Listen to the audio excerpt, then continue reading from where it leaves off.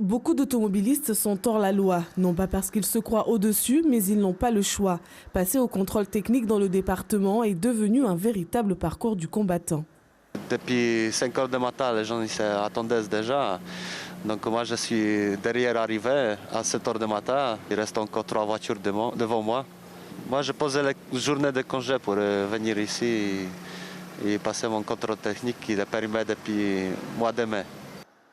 4 mois donc à espérer obtenir une place. Si autrefois, il fallait prendre rendez-vous, désormais les centres de contrôle technique ont mis en place un système de quotas journalier, premier arrivé, premier servi.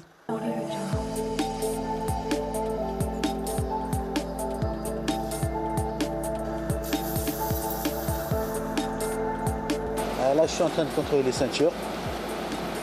Je dois contrôler son enclenchement, tirer, ça ne tire pas. Je dois dérouler la totalité de la ceinture, regarder s'il n'est pas effiloché. Sur une voiture, il faut minimum 30 minutes sur une voiture.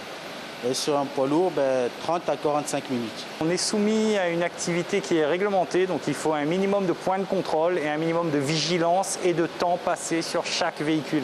On ne peut pas brasser les véhicules des personnes qui se présentent chez nous parce qu'il y a un impératif de sécurité derrière.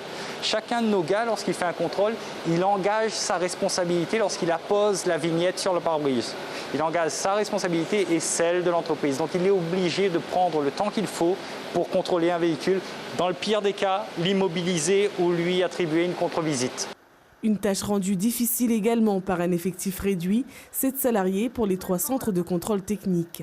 Nous avons lancé le recrutement de 8 personnes originaires de Mayotte que nous allons envoyer en formation à La Réunion dans 1 mois et demi. Ils auront 1 mois et demi de formation et reviendront sur l'île avec la possibilité de faire passer des contrôles techniques.